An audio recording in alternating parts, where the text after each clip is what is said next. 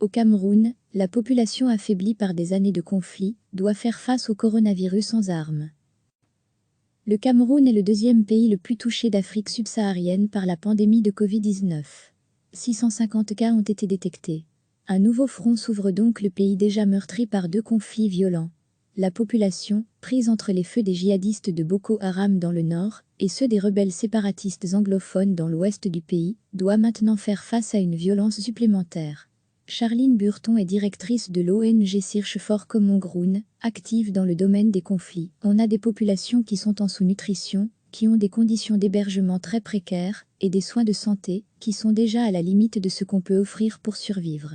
Et, donc rajouter, là-dessus, une épidémie, c'est rendre la situation encore plus compliquée pour ces milliers de déplacés. S'alarme Charline Burton. Les conflits armés qui touchent le pays rendent la gestion de la pandémie de Covid-19 extrêmement complexe. En zone de guerre, la réponse sanitaire passe d'abord par l'information. Il n'est pas juste question de confinement ou de matériel médical.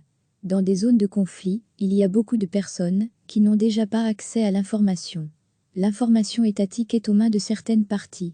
Toutes les langues locales ne sont pas toujours représentées, ce qui pousse certaines personnes à ne pas écouter, parce qu'ils ne s'y retrouvent tout simplement pas. Il y a aussi des zones contrôlées par des groupes rebelles, où la population n'a pas accès à l'information tout court, explique Charline Burton.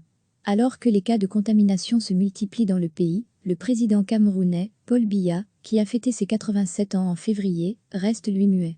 L'État semble à l'abandon. À l'heure où tous les dirigeants dans le monde prennent en main cette situation de crise, il a disparu. De toute évidence, il n'y a pas de capitaine à bord. La situation économique se dégrade, puisqu'il n'y a pas de signaux forts. Il y a des spéculations sur des produits de première nécessité, déplore Neltsopo Nzimi, rédacteur en chef du magazine d'information africaine Brukme. Ce mutisme a affolé la toile la semaine dernière. Certains internautes affirmaient même que le président était mort. Paul Biya vaque normalement à ses occupations régaliennes, a rétorqué le ministre de la Communication, René-Emmanuel Sadi, dans un démenti formel. Neltsopo Nzimi craint, lui, un soulèvement de la population. Les gens sont déjà asphyxiés par les difficultés de la vie, et, là, ils doivent affronter cette crise sanitaire sans armes. L'État n'a pas mis en place assez de mesures d'accompagnement. Pour le moment, les frontières du pays ont été fermées et les rassemblements sont interdits. Mais pour l'opposition, il faut aller plus loin, avec un confinement total comme en Afrique du Sud ou à Lagos au Nigeria. Le réseau des défenseurs des droits humains en Afrique centrale, REDAC, l'une des principales organisations de la société civile, appelle les autorités à mettre cette mesure rapidement en place. Il exige également un accompagnement financier pour les plus pauvres. Le rédacteur en chef du magazine d'information africaine Brukme, Neltsopo Nziem, tire la sonnette d'alarme. Pour lui, il faut attirer l'attention de la communauté internationale pour qu'elle garde un œil sur cette situation extrêmement tendue. L'ONG Search for Common Ground a déjà noté un manque de suivi de la part de pays qui viennent habituellement en aide aux pays d'Afrique subsaharienne. On craint qu'il y ait moins d'aide mais surtout que certains groupes armés profitent de l'inattention de l'Occident pour perpétrer des attaques. S'inquiète Charline Burton. Une inquiétude renforcée par les propos tenus par le secrétaire général de l'ONU ce vendredi. Antonio Guterres estime que le pire est à venir dans les pays en conflit. Il y a 4 jours, il avait relancé son appel à des cessez-le-feu partout dans le monde pour aider à endiguer la progression du Covid-19. Recevez chaque matin l'essentiel de l'actualité. Le Cameroun est le deuxième pays le plus touché d'Afrique subsaharienne par la pandémie de Covid-19. 650 cas ont été détectés. Un nouveau front s'ouvre donc le pays déjà meurtri par deux conflits violents. La population, prise entre les feux des djihadistes de Boko Haram dans le nord et ceux des rebelles séparatistes anglophones dans l'ouest du pays, doit maintenant faire face à une violence supplémentaire.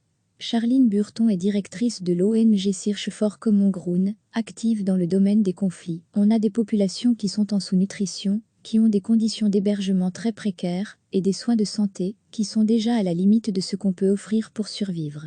Et, donc rajouter, là-dessus, une épidémie, c'est rendre la situation encore plus compliquée pour ces milliers de déplacés. S'alarme Charline Burton. Les conflits armés qui touchent le pays rendent la gestion de la pandémie de Covid-19 extrêmement complexe. En zone de guerre, la réponse sanitaire passe d'abord par l'information. Il n'est pas juste question de confinement ou de matériel médical.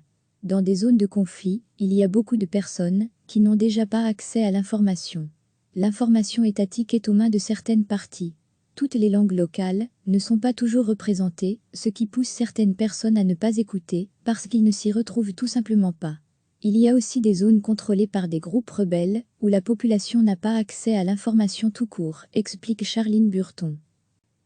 Alors que les cas de contamination se multiplient dans le pays, le président camerounais, Paul Biya, qui a fêté ses 87 ans en février, reste lui muet.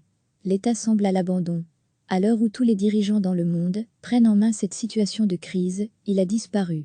De toute évidence, il n'y a pas de capitaine à bord. La situation économique se dégrade, puisqu'il n'y a pas de signaux forts.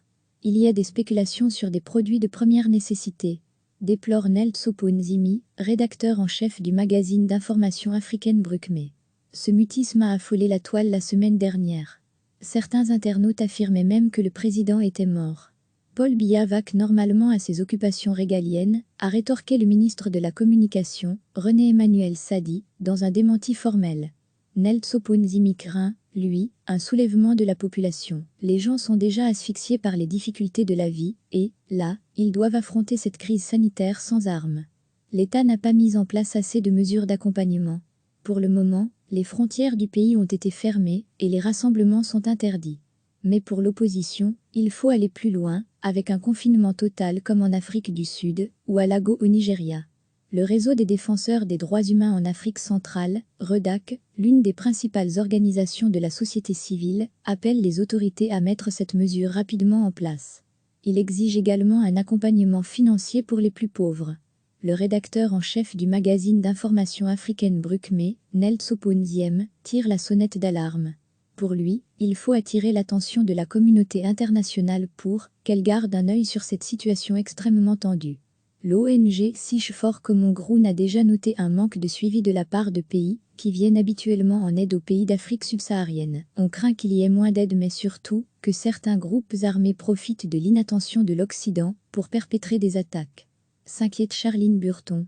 Une inquiétude renforcée par les propos tenus par le secrétaire général de l'ONU ce vendredi. Antonio Guterres estime que le pire est à venir dans les pays en conflit. Il y a 4 jours, il avait relancé son appel à des cessez-le-feu partout dans le monde pour aider à endiguer la progression du Covid-19. Cliquez sur s'abonner pour recevoir les dernières nouvelles.